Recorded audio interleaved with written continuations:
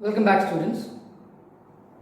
In this video we are going to talk about what is called as a thin lens formula or the lens maker's formula.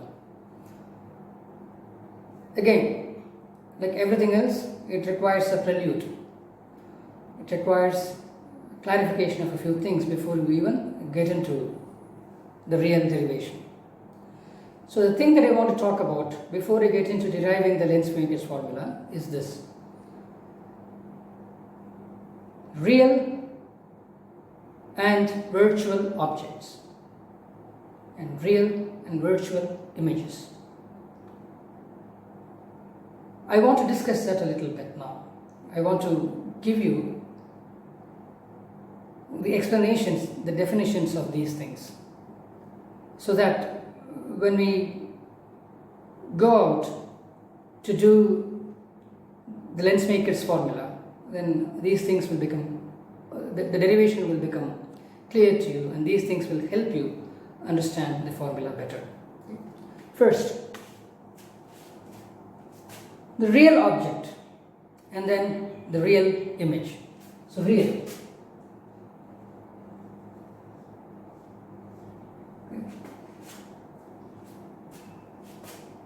So what is a real object? Like if you have a point source of light, then you can see that the light rays emerge from this object.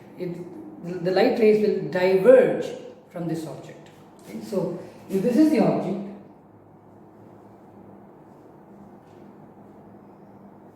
light rays will diverge from this object.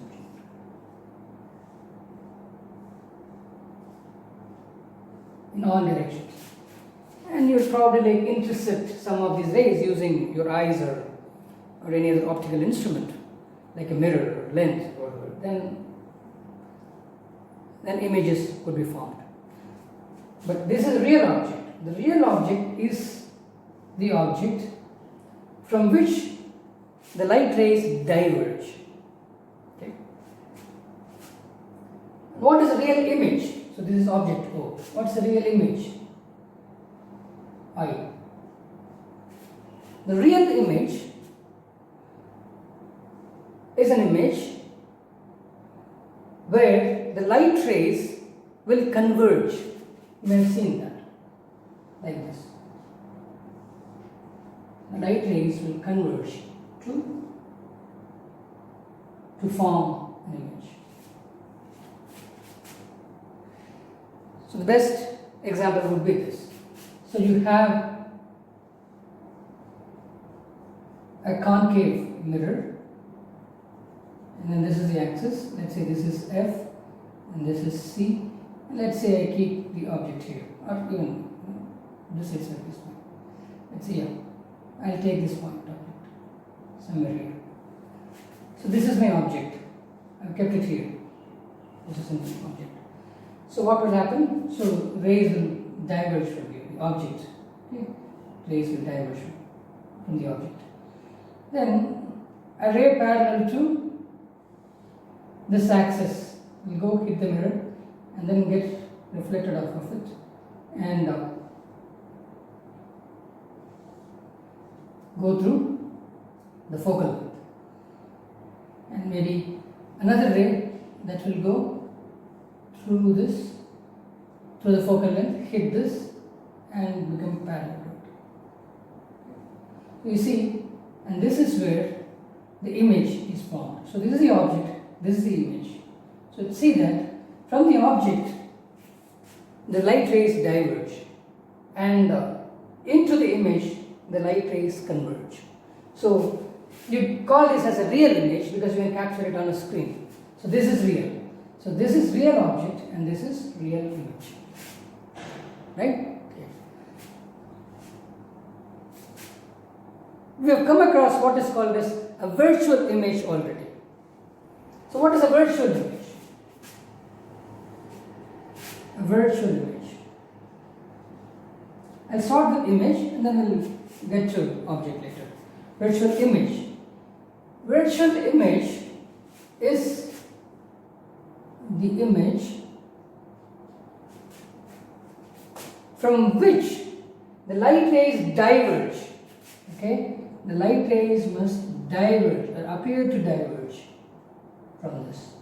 So this is virtual. Look at this. The real image is where the light rays converge, but the virtual image is where the light rays seem to diverge from. You can't capture this on the screen. The best example would be you have a, say, cone, or I'll just go with concave mirror itself. Yes, you've seen that already, right? So this is a mirror, and this is the axis of the mirror. Then let's say this is F and this is C. Let's say like I keep the object here. Let this be the point of the tip. Let me take that. Then what happens is that this goes and there will be rays.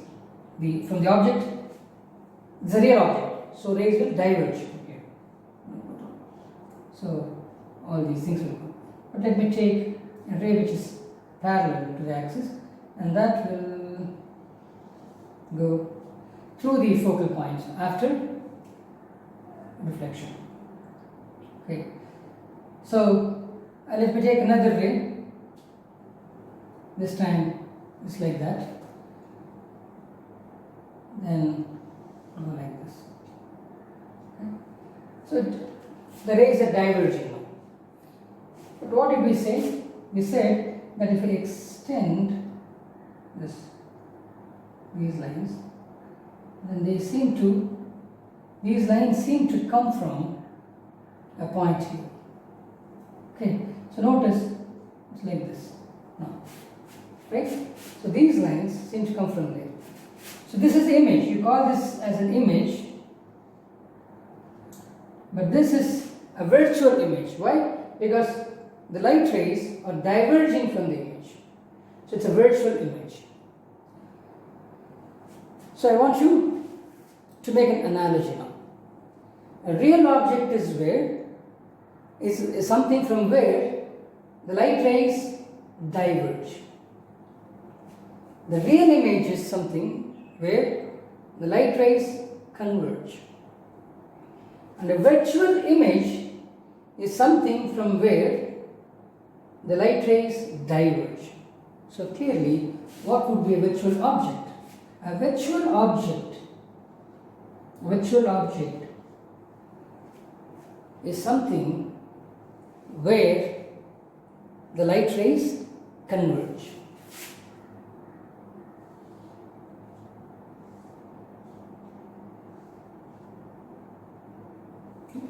Something like that. The light rays must converge here. So that's a virtual object. You see, in real object, light rays go from the object. And in the case of a real image, light rays converge, so you can capture it on a screen. So, the virtual object is the other way around. Light rays must converge there. They seem to converge there. They don't seem to come from there. So then that is a virtual object, because it is against reality. And what is a virtual image? Virtual image, the light rays seem to originate from, diverge from. So that is again against reality. So you call that as virtual image. So I want you to understand this distinction. Okay, now let's get on to do the lens maker's formula. So we'll take it's also called as a thin lens formula. So what we're going to do here is that we are going to take a lens like this. There is one curved surface, a spherical surface on this side, and there is another spherical surface on this side. Okay. So this is a sphere, this is a sphere, and they don't have to have the same radius.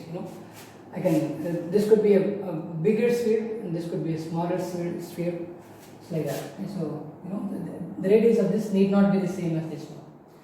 Let's say that the radius of this is say R1, or like this is here. Okay, is C. Okay, and let's say the radius of this side is say C dash or something, C dash, and I call this as B and this as D. Okay. So I will have an object here and then I have to form an image on the other side. So I've got a convex lens here.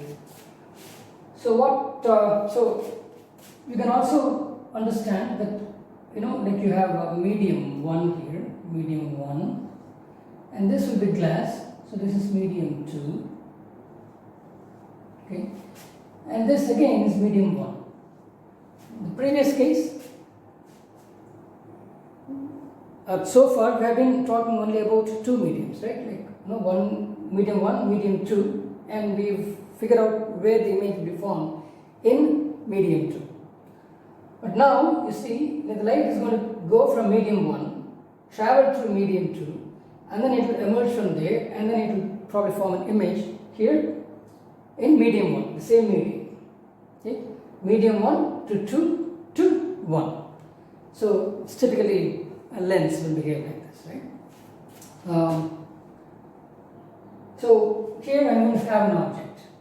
Again, a point object I'll take as usual. This is my O. Okay. And then this will go straight. Clearly, this is going through the normal, so it will go undeflected. It will go straight. And then again, this is also normal, so it will go straight again. This line will go like this. And what happens is, another ray, let me take this ray. Okay.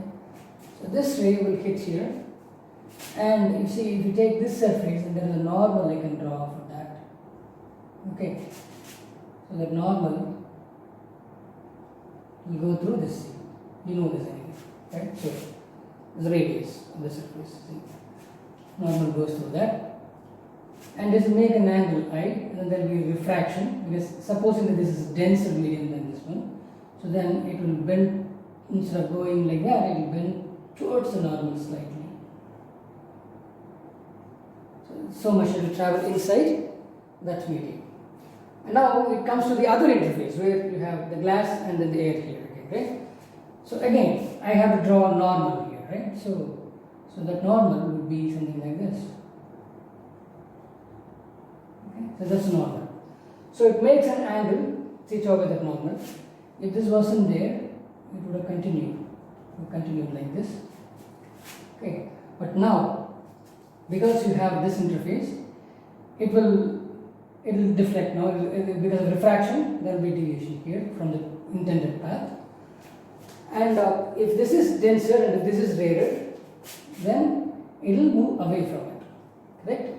Move away from the normal. So instead of this, I'll probably let you go, and maybe it will form right here. So the image will be formed here. Okay. So this is the object, this is the image. Okay, form. So this is what it is. So how to analyze this? How to come up with the formula for this? Okay.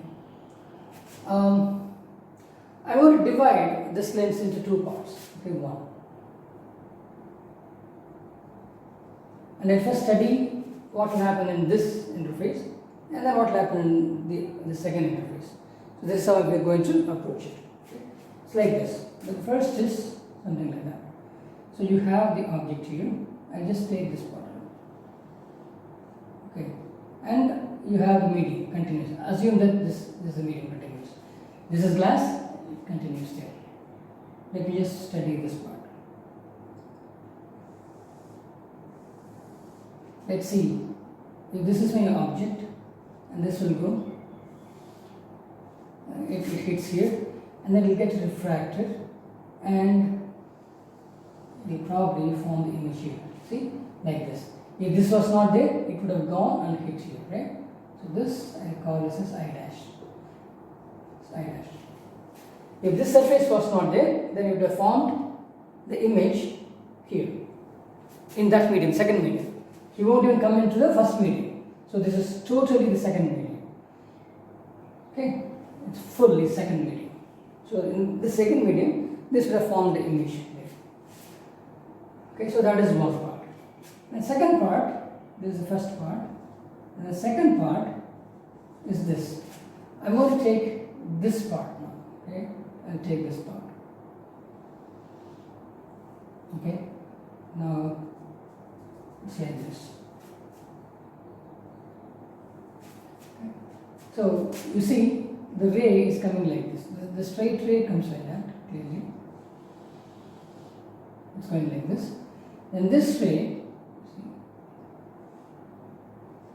see, this ray comes there and then gets refracted and it forms an image here, right?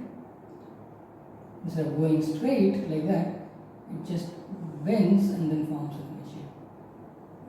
Probably this way. It forms an image here.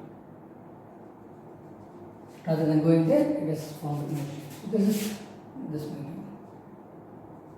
So this is 1, this is 2, and this is 2, and this is 1, the other side. So this is how we're going to analyze it this way. This we already analyzed, right? Like we have already done that. The refraction through a spherical surface, we've done it, right? So what is this? This is B, and I'll have C dash or something here. This is O, and it gets there, and then this is I dash, and you will have C here. Okay? This is C here. Okay? So this is what it is. I can analyze this. We've done that. Okay? So for this one, for the first case, what would be the formula? We know that, right? So N2, this N2 by V minus N1 by U is equal to N2 minus N1 by R. We know that. So for the first one, this is N2. This is refractive index of the second medium, the refractive index of the first medium. So N2 by V, di dash, right? So V, 2 by V, then minus N1 by, this is U, right? U. This is equal to, what do you get here? This will be R, right? This will be R. Or I'll call this as R1. Okay? R1. So this is going to be equal to N2 second medium minus first medium, so divided by R1. So this we know. Okay? This is fairly easy.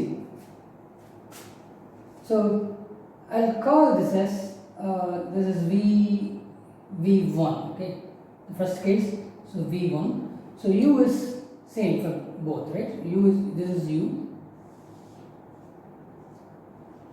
this is U, and this will be V1 or V dash or something. Yeah, V dash because I'm forming an image I dash, so this is it. And the second one, for the second, I'll do this. Again, this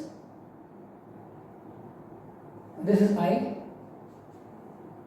this is I dash, and this radius would be somewhere here, C dash, right? C dash, and this will be D. So it is, okay? This radius is this, here. Okay. So now, where is the image formed? Here. So that is going to be your, this is your N2, this is where the image is formed. So this is second medium. I mean, if it, not second medium in the sense, if you apply the formula, then I need to take the V first, right? Where is the V? This is the V. Okay. So what is the refractive index of this medium? That is n1. So this is n1, right? It's n1. So n1 by v, then minus this n2, all right? n2. And now what should I do? I have to take the u, right? So what is u here? U is actually this, right? Because notice that this is going to act as the virtual object for this. There is no real object, not here, because it's converging. And you know, if it allowed it, it will be able to converge here. So this acts as a virtual object for this. So this is my u. Okay, so that would be, what is that? That u is actually this v dash distance, right? So that will be v dashed. This is the same. The u value will be same as v dashed.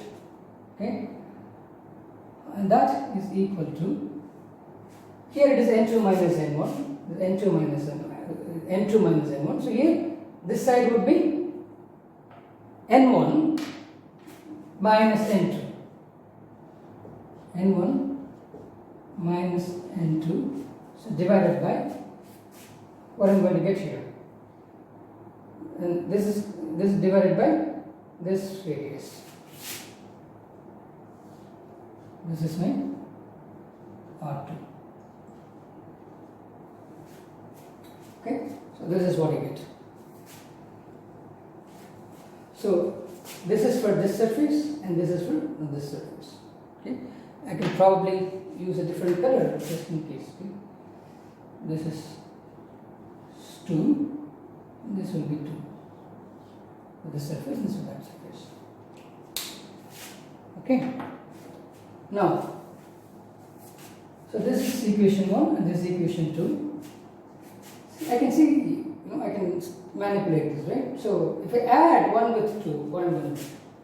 Add 1 plus 2.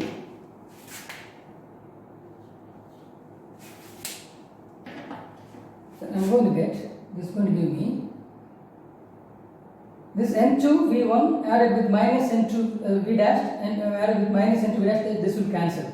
So that will, I will be left with n1 by v, then this will cancel, this and this will cancel, minus n1 by u, and that is equal to, here if I add these two, I can do something here.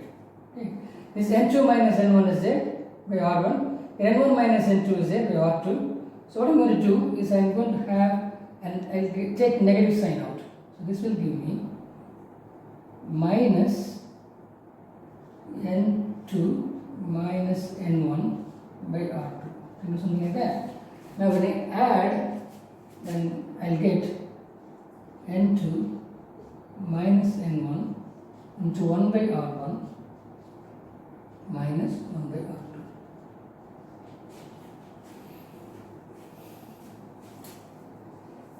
Okay, so this will become, I can take n1 out, it's going to be 1 by v minus 1 by u, which is equal to n2 minus n1 into 1 by r1 minus 1 by r2. Okay. Okay.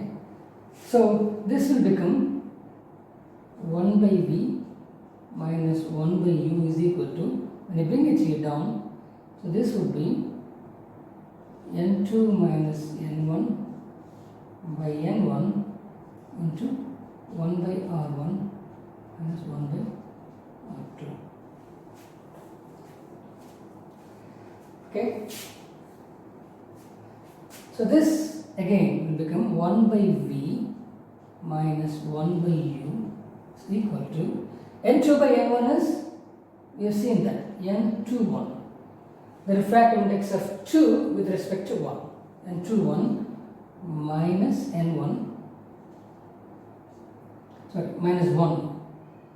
N1 by N1 will be 1. Minus 1.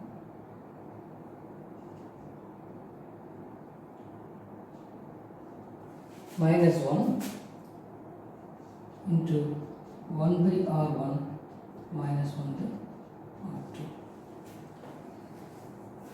Okay? So this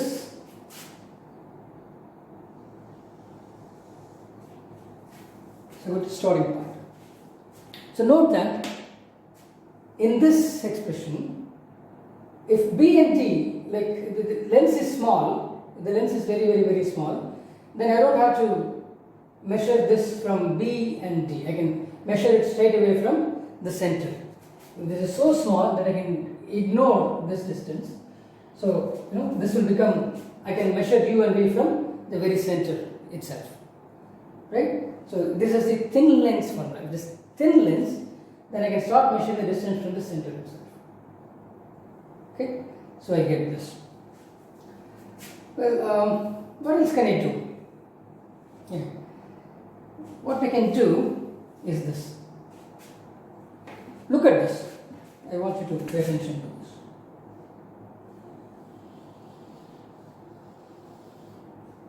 Okay. There are two parts. This is the LHS and that is the RHS. So V and U can change, right? V and U can change. But what about the other side? N21, the refractive index of 2 with respect to 1, will it change? No. That's a constant number, right? In the sense, like if you are using air and glass, then N21 will remain the same. 1 is a constant. Then once you have got the lens, a particular lens, okay, like with certain rate is R1, this will be R1 and that would be R2. So, these are also constants now. If I have a lens, the radius for one side I can't change once you get the lens. And the radius for the other side, I can't change. That's all fixed. What can I change? I can change U and V. I can change the distance at which I keep the object and the distance at which I get the image. Only those things will change. But these things won't change. R1 will not change. R2 will not change once I made the lens. Then the refractive index of the lens with respect to air, that won't change. So these things will remain constant. So even though V and U keep changing, this 1 by V minus 1 by U value will always be a constant. So that is this. V changes, U will change. V and U will change in such a way that 1 by V minus 1 by U is always a constant here. Okay? We want you to understand this. Okay. Now, what does this 1 by V minus 1 by U? Okay, let's just think about it. Well, if I keep the object at infinity, if I keep an object at infinity, where will the image be formed? If I keep the object at infinity, then the image will be formed at the focal length. Okay, right? So let's get this. If U is infinity,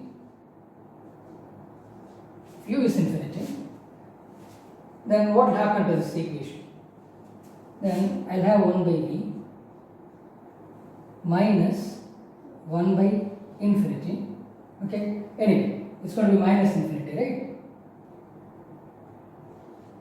Because U is going to be measured in this direction, opposite direction, right? So it's going to be minus infinity. Okay, so this will be minus infinity, obviously. Is equal to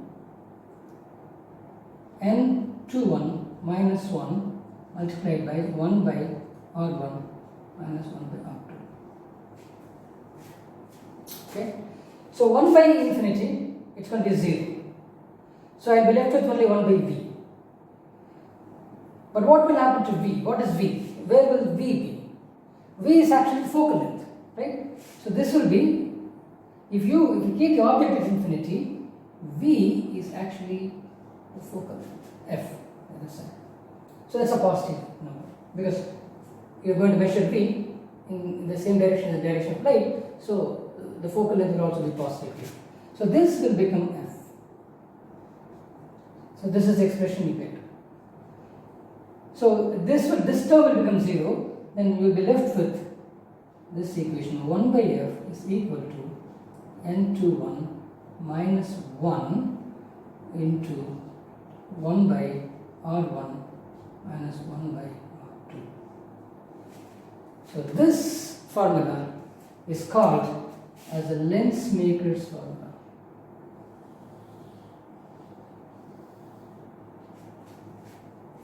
Okay.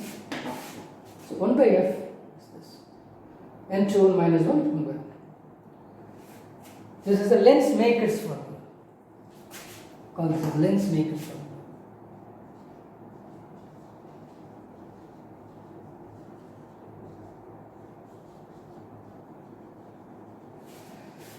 So, if someone gives you a glass and if they want you to make, a particular convex lens of a particular focal length, then you can very easily make it. All that you need to do is we need to grind the glass in such a way that it has a radius r1 on the one side and radius r2 on the other side, and you know this n21, the refractive index of the glass with respect to air. Okay? And from this, by adjusting r1 and r2, then you can get a glass of a convex lens of any focal length. So that is what you get. It's called as the Lensmaker's formula. Okay. But look at this. This is a constant, right? This is always a constant, and that is equal to 1 by f in this case. Okay. This is a constant, and that constant is equal to 1 by f in this case, which means that this side 1 by v minus 1 by u must be equal to 1 by f. So 1 by v minus 1 by u is equal to 1 by f.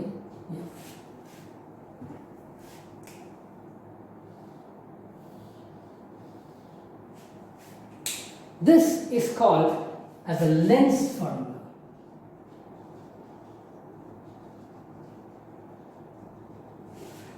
I want you to understand this. See, this is for a special case.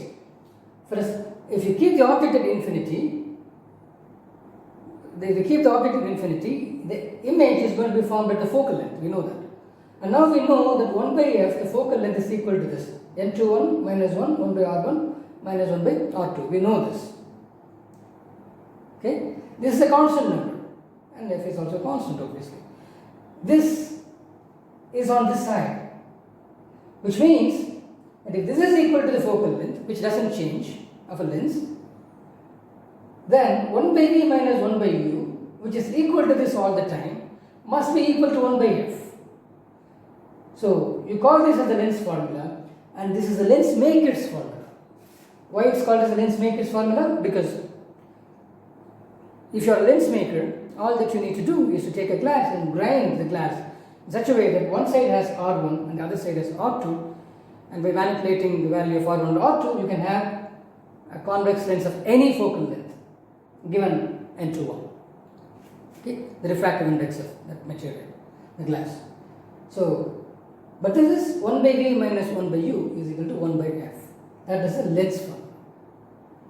Okay, so I want you to understand this. Hope this is clear to you. Okay, now that we have derived the Lensmaker's formula and the lens formula, let's talk a little more about refraction through a lens. Before we talked about a lens, we were talking about refraction through two mediums. We had only one surface, and light traveled from one medium into the other medium, and the law of refraction was obeyed. But in the case of a lens, there are two surfaces, two mediums and two surfaces. There is one medium outside, and this lens is made of the other medium, and again the first medium is outside this lens. So light travels from medium 1, enters into medium 2, which is the lens, and it enters back into medium 1 again. Okay, so two refractions take place in a lens. So that's what you have to keep in mind. And let me just write down the Lensmaker's formula. The Lensmaker's formula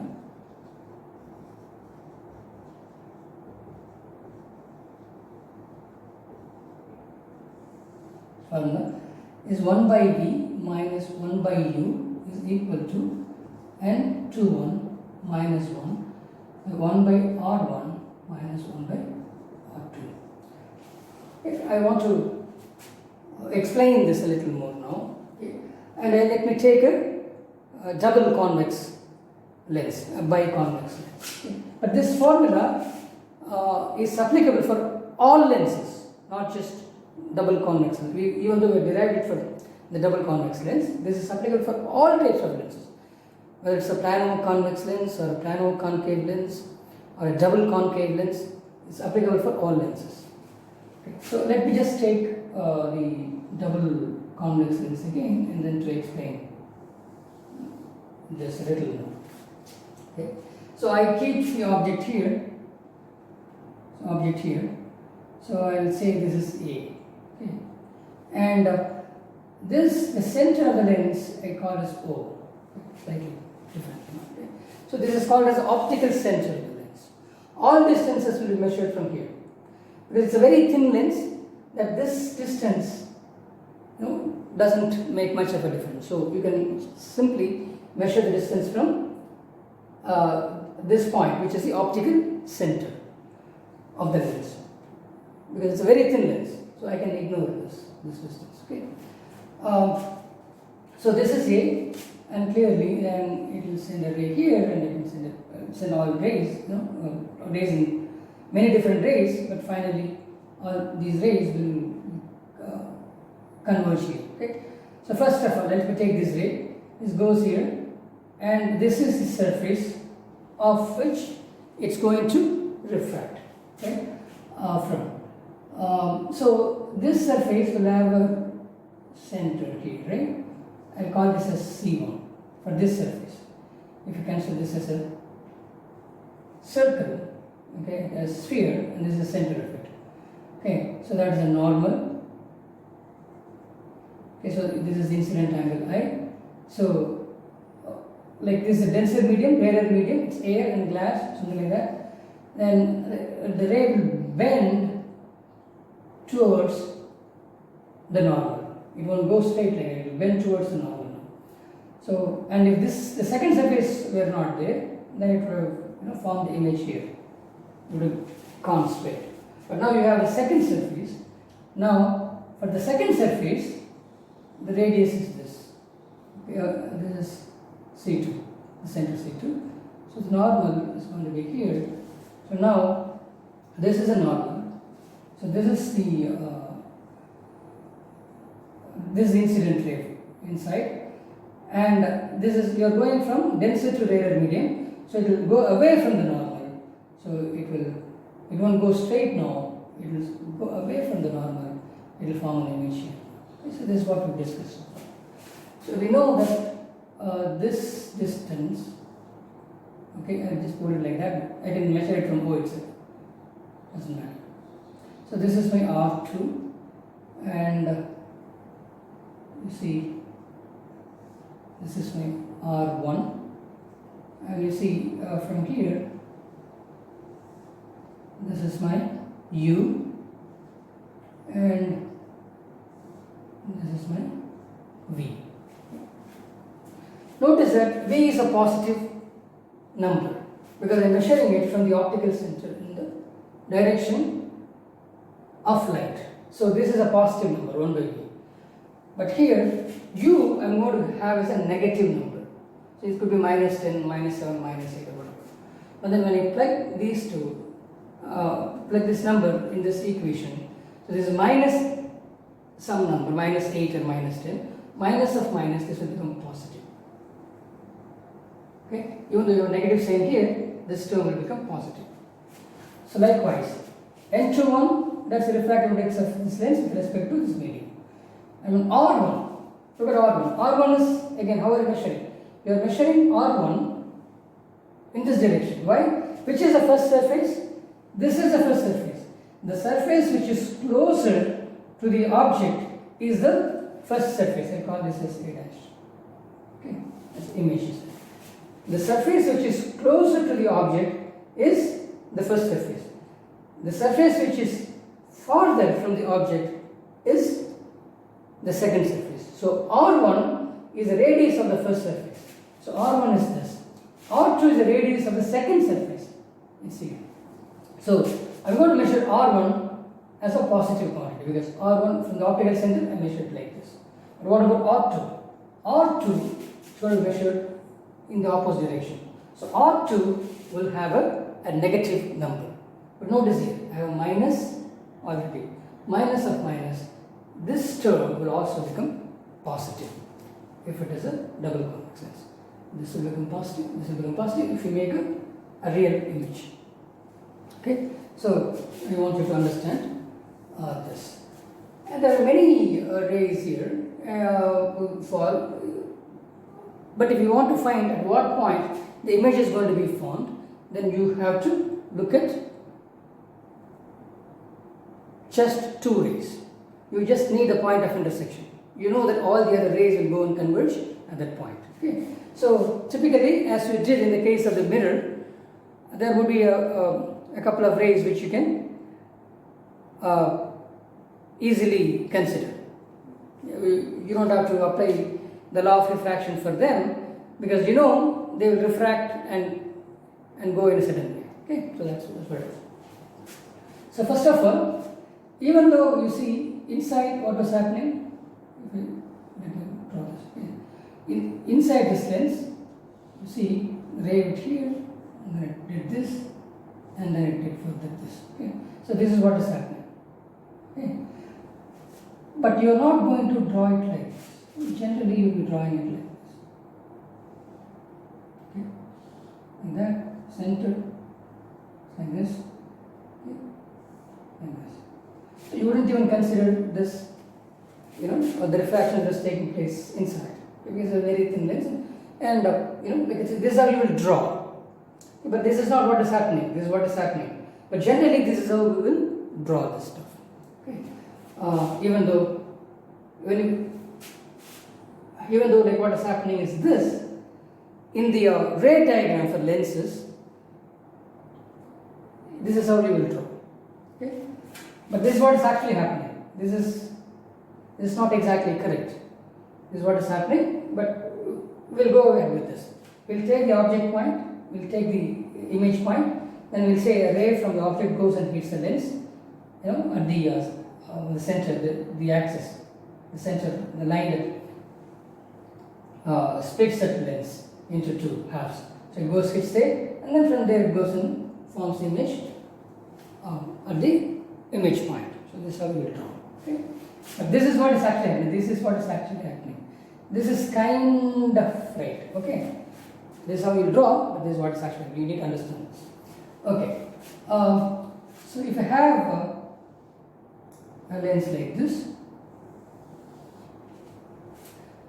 and if I take an object, right, this time I'm not going to take an object here, I'm going to take an object here. Okay. It doesn't matter because it will be sending rays in all directions, and some of these rays will fall on the lens. Okay. All these rays will fall, and all of them will converge on the other side. Okay, we know that. So what we say is that this lens will have two focal points, right? Okay, there is a focal point on this side, and then there is a focal point on this side. Okay. So this is F. This I can call it as F dash or something. Okay. So next, what is this F? This is 1 by V minus 1 by U. Okay, or that F. This F comes from the lens formula. The lens, what is the lens formula? 1 by F is equal to 1 by V minus 1 by U. This is the lens formula. The lens formula, that's a lens maker's formula. Anyway, so I'm going to take a ray which is parallel to this axis.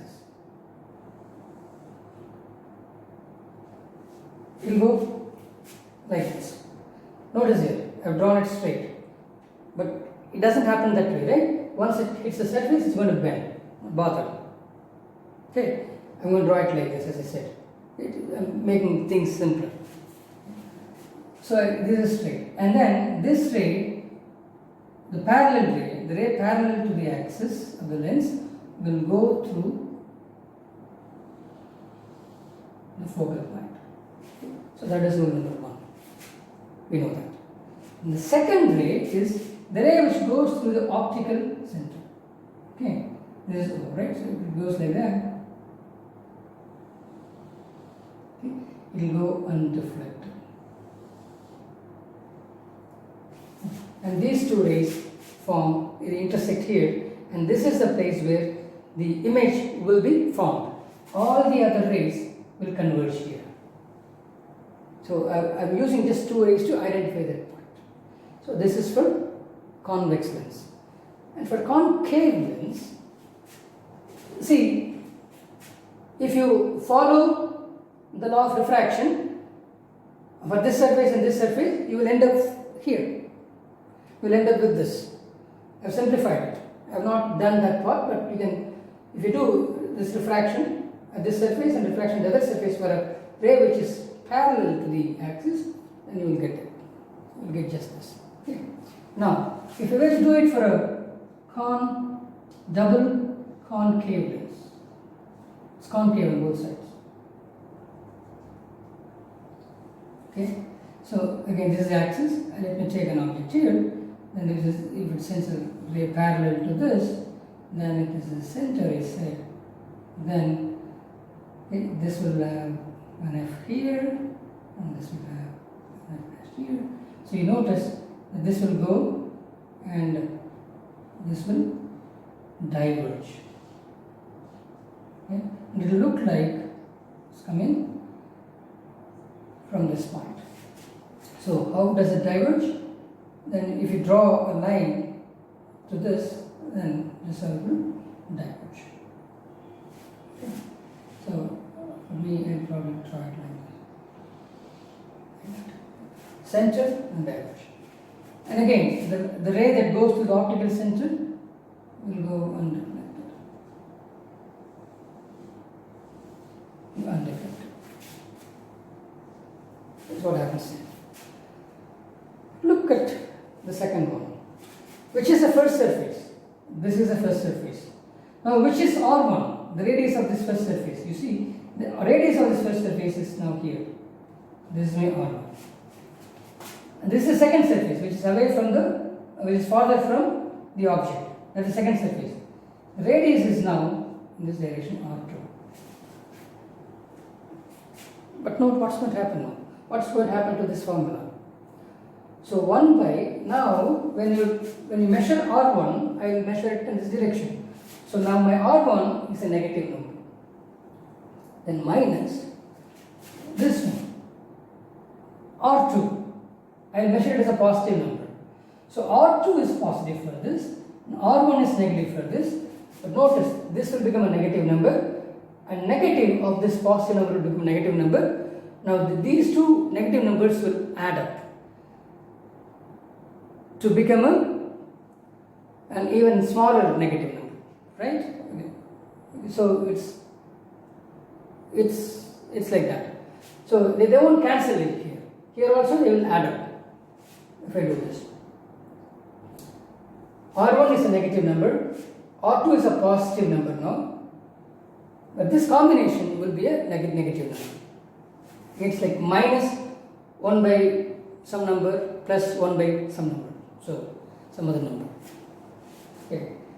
In the case of biconvex lens, this was positive. In the case of biconcave, this was negative. And the same thing, I can use it for any combination. For example, if you take a plano, this one, if you take a surface like this, we take a surface like this. Now I need to see which one is my first surface and which one is my second surface. If I keep the object here, this is the first surface. And what is the radius of the plane surface? The radius of the plane surface is infinity. Right? Because it's like a sphere with infinite radius. So we'll get a straight line. So the radius must be infinity. So then I'll get, if I keep the object here, then this will be R1, this radius R1 will be 0. Oh, sorry, R1 is infinity, so this term will become 0. And what about R2? R2 will be a negative number. Okay, so R2 is, I'll have a radius for this R2 in this case. So minus of 1 by R2. Okay, so that is a negative number, so it will be positive. So it will act like a plano. It will still have a positive value here. But what if I keep the object here? What if I keep the object here? On the other side. Now, which is the first surface? This is the first surface, R1. Okay, then where is the radius? The radius is on this side. So the light is traveling from here. So if this is my center, the optical center, okay, then I am measuring the R1 in the same direction as the direction of light. So I will still get a positive number. The R1 will become positive for me. Keep the object here. Again, this is R2. R2 is infinity again.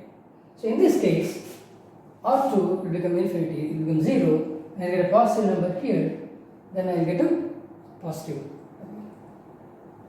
Okay. So this is a plano convex lens.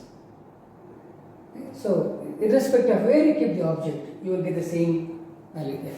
So it's all taken care of in the sign conventions. And if I do a plano concave lens right now, again, if I keep the object here, this is my surface 1. So the radius of that is infinity anyway. So this will become infinity, it's gone. 1 by infinity is 0. Then minus of 1 by R2. R2 is this, minus radius. The radius is going to be measured in that direction. Which direction is that? Positive direction, because light travels in the direction. Okay, so I'll say this R2 is positive. I'll measure R2 as positive. Then if I put R2 here, it's positive number, so I'll get a negative value here. So effectively, I'll get a negative focal length for this. Okay, the same thing. If you keep it there, if you keep it on the other side, the object is on the other side. You see now this becomes R1 and this becomes R2. But what is R1? R1 again, like the light is traveling in this direction, but you will measure R1 in the negative direction. So this will become a negative number. And R2 is anyway infinity now, so that will become 0. So you already have a negative number. So whether you keep the object here or there, you will always get a negative value for this. So the sign convention takes care of all this and gives you one number for all these lenses. If it is biconvex, you will get a positive number. If it is biconcave, you will get a negative number in focal length. So on. If it is a plano convex, you will get a positive number. If it is a plano concave, you will get a negative number. So what if you have something like this? Okay. This is convexo concave, right? This side is convex, this side is concave. Correct? So what is going to happen? So you can do it the same way. It's like I can divide that into two lenses joined together. I can do it that way, or simply if I have the object here, then I need to see this is going to be my R1, right? R1, this is positive. So 1 by R1. Then again, what happens to this one? R2. R2 will also be in the same direction. R2. Okay. Now, both are positive. R1 and R2 both are positive actually.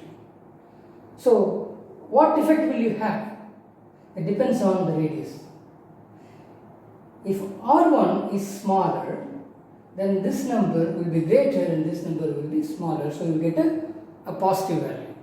If R2 is smaller, then this is positive and this will become, this will be bigger number. 1 by R2 will be bigger number than 1 by R1.